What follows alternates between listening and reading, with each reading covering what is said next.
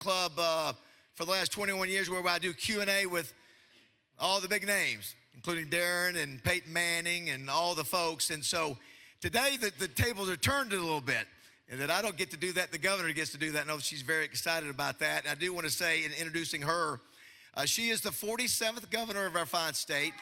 Yeah.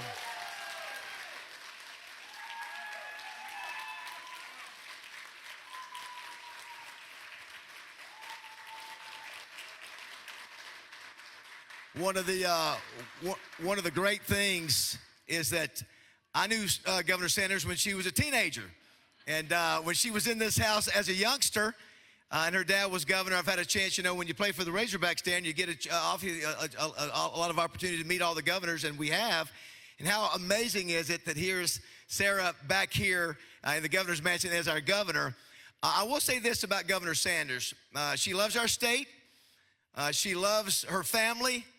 And she also loves sports and the Razorbacks. She is super passionate, and I love that about her. It just goes to show you, just because you're a governor or a doctor or a preacher, you can have a passion for sports. And so very excited to hear what you're going to do with Darren today. And of course, Darren McFadden, who, when I played, I got a chance to play with some of the greats to ever, Steve Atwater, who's in the NFL Hall of Fame, Dan Hampton, NFL Hall of Fame Gold Jacket. And when you look at the greats to play at Arkansas, there have been a lot of great ones. But when it comes to saying the GOAT, the greatest of all time, and I do a radio show for 25 years, and it's never a question who is the GOAT at the University of Arkansas, and it's, of course, Darren McFadden.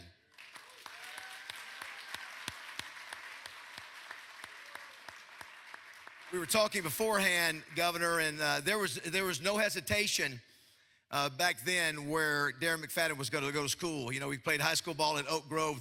There was no question. Now, listen, if NIL would have been around, maybe there might have been. I don't know.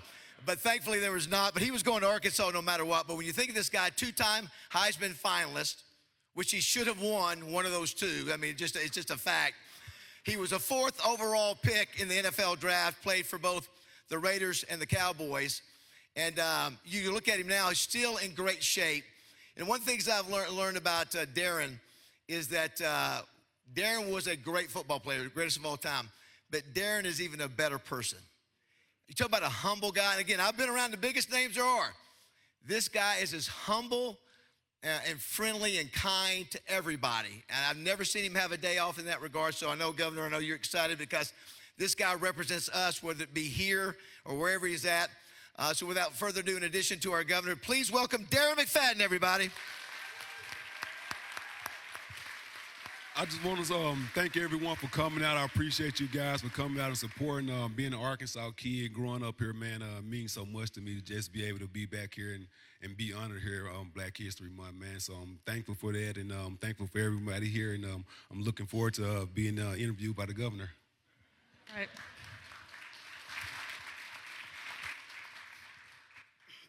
Well, I'm going to go ahead and mark this down as one of the coolest things I got to do as governor.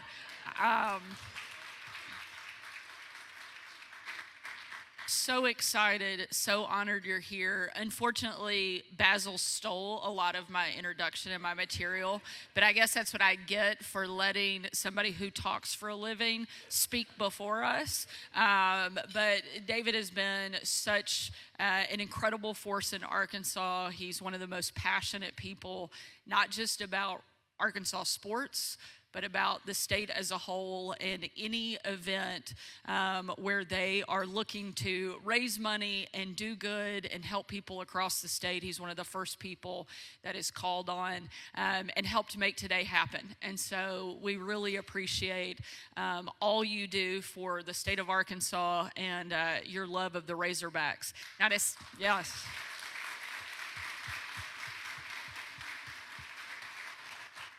And I had to make sure I said all of those really nice things about him. One, because I try to get interviewed by David at least a few times a year, and I want him to be nice. But more importantly, because despite the fact he was an incredible player for the University of Arkansas, and arguably in the top 5 or 10, I would say the number one unquestionably, as David said, any time it is discussed who is the best player to ever play the game at the University of Arkansas, it's one of the few things in this state where there is 100% consensus that it's Darren McFadden.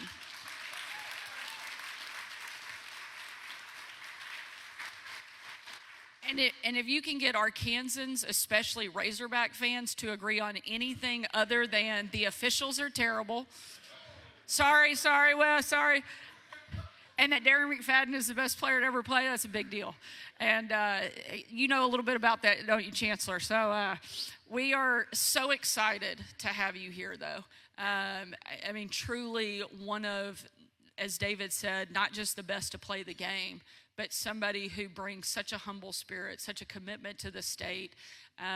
You grew up here. A lot of us watched you beat our alma maters in high school, and we're sad about that, but you stayed here. And you've kept coming back. You continue to always talk about like your love and experience of being from Arkansas. Do you mind telling us and sharing a little bit about growing up? You're one of 12 kids, and so certainly not a quiet moment, I'm guessing, at your house ever. We only have 3, and we barely keep the walls up here. So love to hear about just your experience growing up in Arkansas and what it meant to you to stay here and then get to play for the Razorbacks. Yeah, I always tell people, for me, growing up right here in Little Rock, 1 of 12, 7 boys, 5 girls, and it was always a fun household, man. I grew up in a household. I wasn't a sheltered kid, so I knew about a lot of stuff growing up, whether it was good or bad. I knew about a lot of stuff, and it helped me kind of lay my path of life out in front of me. I'm seeing a lot of things that I seen growing up, and being able to tell myself, it's not a decision that I want to make, and I want to take a different path than some of the things that I've seen, and being able to be offered by the University of Arkansas was always a dream for me, and having a coach like Houston Nutt at the time, it was just the icing on the cake for me. I tell people it's one of the best coaches in the world, hands down, my biased opinion, and I'm still great friends with him to this day, and just being able to go and represent the state of Arkansas and still being able to come back here, close to 20 years later and still be honored and have as many people here, and I'm thankful for that, and I just really appreciate everybody for coming out and being supportive. Right. Thank you.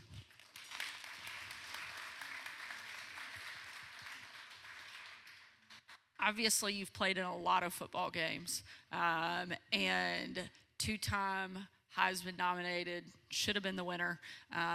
Once again, Razorback fans remember everything, and we'll relitigate them many, many years after. But you've played, obviously, a lot of football. You and I had a chance to talk about some of your favorite games. What's the most memorable game that you ever had a chance to play in, and what did it mean to you to get to be part of that? I tell people, for me, my most memorable game is playing against LSU in Baton Rouge and beating them in triple overtime. That's my all-time favorite right there. A lot of people would always ask, they would think about when I rushed for 321 yards against South Carolina. I tell people that was a great personal game for me right there, but being able to go down and beat LSU in Baton Rouge, number 1 in the country, nobody other than Razorback fans giving us the chance to win. Maybe not even some of the Razorback fans giving us the chance to win, but going down there and just believing in each other as players, and our coaches believing in us, and just going out there, and we stuck with it through 4 quarters and went into 3 overtimes and was able to pull that one out. And I always tell people that's one of my best games, hands down, my favorite Razorback game, other than Tennessee in Arkansas back in '96, I think it was. It's one of the most memorable ones for me, though, for sure. I think we all remember that LSU game, too. Anytime Arkansas beats LSU, it's a memorable moment. So hopefully we have a few more of those in our future. We would certainly like to see that happen. Playing on the biggest stage in all of sports, playing for the NFL, you had a decades-long career, interacted with some of the biggest stars to ever play the game.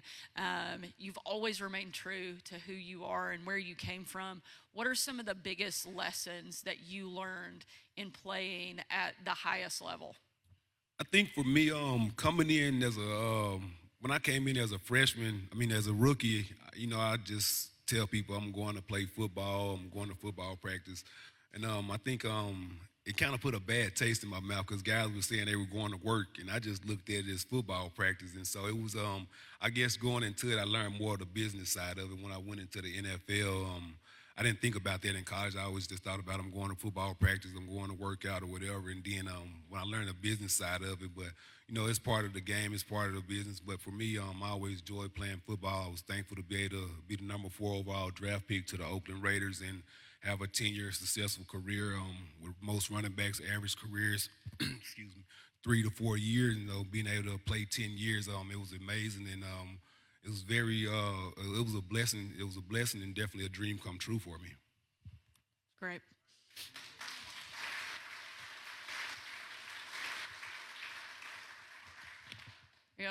You made football look easy, but I know life hasn't always been easy. And you've certainly faced, I think, some really big challenges in your life. And what I love about you is how open you've been and how much you've talked about some of the struggles, some of the challenges that you had and that you dealt with personally, especially after football. And I think when people are willing to share the struggles that they have, it can help so many other people. And so I can't tell you how much I commend you for being willing to be so public about some of the difficult challenges that you faced, but more importantly, that you've overcome. I think it would be really meaningful if you would share some of the big challenges that you've overcome, how you made the decision to do that, and any advice that you have for people who may be struggling with some of the same things. Like I say, for me, growing up here in Little Rock, I grew up in a home that wasn't sheltered. I knew about drinking, I knew about drugs, I knew gang members and stuff like that. And so it was something that I always tell people growing up, I didn't know exactly what I wanted to do, but I knew what I didn't want to do. And there was some of the things that I seen around me. And so I knew that was something that I didn't want to do. I wanted to try to stay on that right path. And playing football and having my dad stay on me is something that helped me out a whole lot. He wouldn't have it any other way different. My dad's one of my biggest critiques, man. I think back to the South Carolina game. I rushed for 321 yards, and I was going up to him after the game. I'm like, yeah, I know he don't have anything to say. I'm like, yeah, what'd you think? He's like, well, if you would have did this, you would have did that, you would have had 500 yards. And so, and so I just look back on that, and then when I go back and watch that film, I actually see plays out there where I left yards on the field. And so I know it wasn't him getting on to me or saying I didn't have a good game. It was just saying that look at the bigger picture of you can be better and you can do more. And so that's something that I just always took in life. I just look at situations and try to make the best out of them. And, that's something that I've been doing pretty good in my life. I dealt after I retired from playing football. I went through a part of my life where I was dealing with a lot of depression and drinking and alcohol, and I pretty much turned into a daily alcoholic. And that was what my life had resumed around for the last 4 or 5 years or so. And then here, close to 3 years ago, March 18th of 23, that was my last sip of alcohol, and I haven't had one since. And still staying strong and just moving forward with that. It's incredible. Thank you for sharing that. And congratulations on doing that. I know that is not an easy journey, but proud of you for doing it and for sharing it with other people to help them along the way. Obviously, people don't accomplish the huge list of things that you have all by themselves.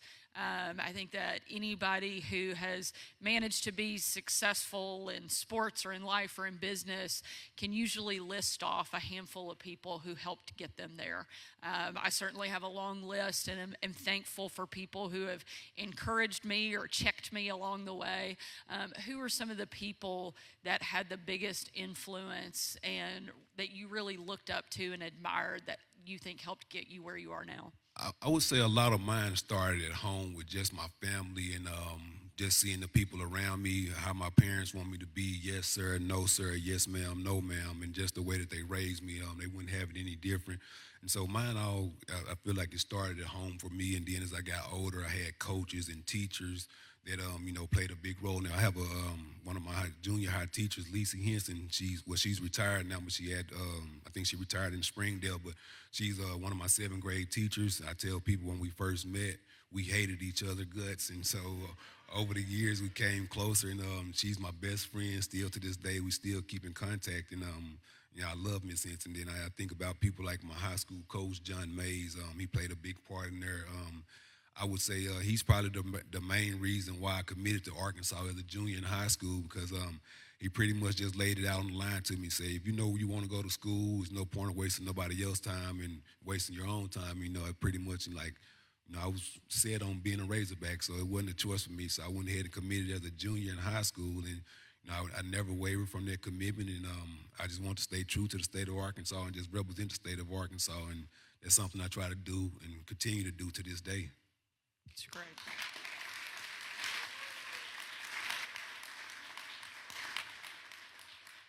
I want to make sure I don't miss this opportunity. You mentioned your family and how it started at home. And if y'all don't mind, just stand up. I know a lot of your family are here. I'd love to recognize you and thank you for being here. And sister, mom, Phil, uncle, dad, stepmom, and my wife. Stand up, woman. Thank y'all so much for being here and for supporting Darren and getting him to this place.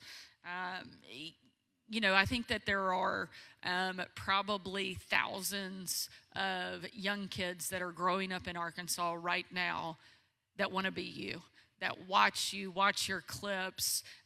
So many kids, I think, dream of playing on the big stage, and I think you have such an ability to influence so many young people, and that's why I love that you're here, not because of all of the accolades that you have in football, but for really what you give back.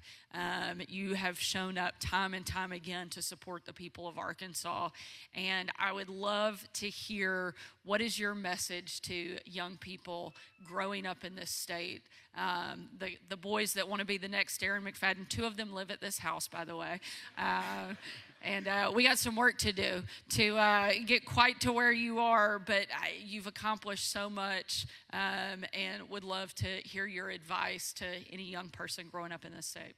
For me, the first thing I would tell younger kids is it always starts at school. If you don't get your school work or take care of your school and classes, anything, none of this would be possible without that. And that was something for me in high school. I made sure I took care of my grades. I had my troubles in school and everything, but for the most part, I tried to make sure I really took care of my grades and stayed on top of everything. If you're going to commit to playing football or want to play one of these sports, whether it's football, basketball, whatever you want to commit to in life, I always tell people, make sure you put 100 into it, because you're only going to get out of it what you put into it. And so when I tell people that, when I'm out there working out in the off season, running 110s, I'm running full speed when nobody is watching. So when you see me run a 70-yard play on Saturday, like, man, he looked like he was ready for that. It's something I've been training all summer for. And so I kind of applied that to my life. And whatever I'm doing in life, I want to put 100% into it, because I know that'll be the results I get out of it. And those results, if I put 100% into it and everything that I could do, I'm okay with whatever results that is, because I know I put my all into it and I left it all on the line.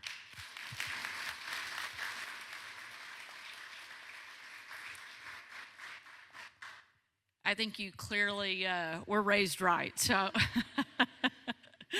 and again, I can't tell you how much we appreciate your willingness to be here. I know there's a lot of people who want a chance to say hello in person, so I want to reserve time for that.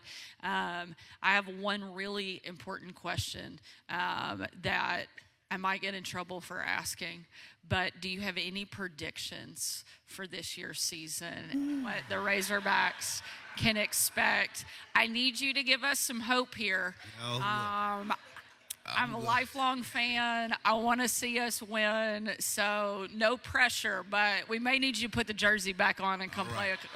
You still have a year of eligibility, right? I do. So this is what I always tell people, I don't like to do predictions and things. I like to see the first couple of games before I just try to put a big predicament on things. But I like what Coach Silverfield is doing up there. Me being a kid from here, I love seeing kids from the state of Arkansas commit to the University of Arkansas. So I love that he's doing that, bringing in-state kids in. And I think we're going to be good, man. He's got a heck of a lot of good players that he's bringing in, so I can see us easily winning 8 games. Yeah. That sounded like a surprise right there.